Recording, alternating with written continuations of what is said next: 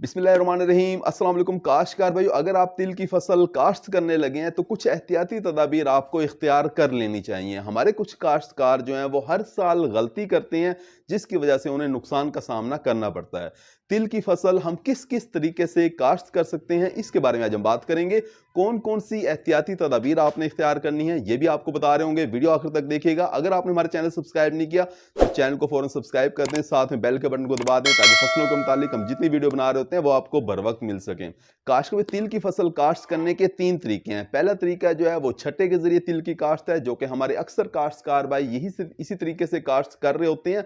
अगर तो आपकी जमीन रेतली मैरा है, हल्की मैरा है या आपकी मैरा जमीन है तो आप छट्टे के जरिए तिल की फसल बड़ी कामयाबी के साथ काश्त कर सकते हैं। काश्त में आपके रकबे का हमवार होना यानी लेजर लेवल होना बहुत जरूरी है। अब आप गंदम की फसल के बाद अगर तिल की फसल काश्त कर रहे हैं तो आपने क्या करना है, पहले रोनी का पानी लगाना है, जमीन तैयार करनी है यानी दोहरा हल चलाना है। उसके बाद आपने 1.5 से 2 किलोग्राम बीज का छटा करोगे और उसके बाद आपने हल्का सुहागा लगाना है। अब हमारे काश्तकार भाई जो हैं वो गलती क्या करते हैं, गलती ये करते हैं कि तिल की फसल बिजाई जब वो कर रहे होते हैं तो वत्तर का ख्याल नहीं करते। अगर आप खुश्क वत्तर के अंदर तिल का बीज काश्त करोगे तो वो सारा का सारा नहीं निकलेगा, बहुत कम होगा।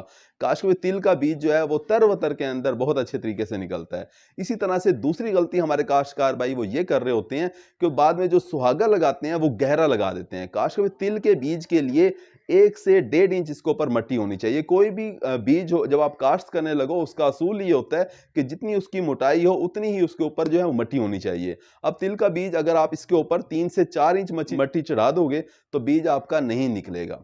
काश्त में तिल की बिजाई जो है वो शाम के वक्त ठंडे वक्त के अंदर करनी चाहिए। इसी तरह से तिल का बीज का जब आप छटा कर रहे हो तो आपको चाहिए कि आप इसके साथ मट्टी मिला लो, क्योंकि तिल का बीज जो है वो 1.5 से 2 किलोग्राम फी एकड़ छटा किया जाता है।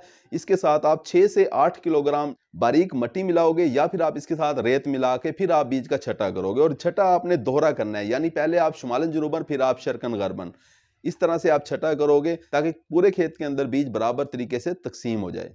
काश्त में दूसरा तरीका जो है वो खेलियों के ऊपर काश्त है। हमारे कुछ दोस्त पूछ रहे होते हैं कि तिल की फसल हम खेलियों के ऊपर किस तरीके से काश्त कर सकते हैं। अगर तो आपका रकबा जो है वो पक्का है यानी पानी उसके अंदर थोड़ी देर खड़ा रहता है तो फिर आपको चाहिए कि आप खेलियों के ऊपर काश्त करें, क्योंकि तिल की फसल खड़े पानी को बिल्कुल बर्दाश्त नहीं करती। पानी अगर खड़ा हो जाए तो तिल के पौधे मुरझाना शुरू हो जाते हैं। खेलियों के ऊपर आप किस तरीके से काश्त करोगे, आपने क्या करना है कि जमीन आपने तैयार करनी है, उसके बाद आपने बीज का छटा करना है और उसके बाद आपने खेलियां निकाल देनी है। 1.5 फुट की आपने खेली रखनी है यानी लाइन से लाइन का फासला आपने 45 सेंटीमीटर रखना है और उसके बाद आपने हल्का पानी लगा देना है अपने खेत के अंदर। तो इस तरीके से आप खेलियों के ऊपर भी तिल की फसल काश्त कर सकते हैं। इसके बाद तीसरा तरीका जो है वो ड्रिल के जरिए काश्त है।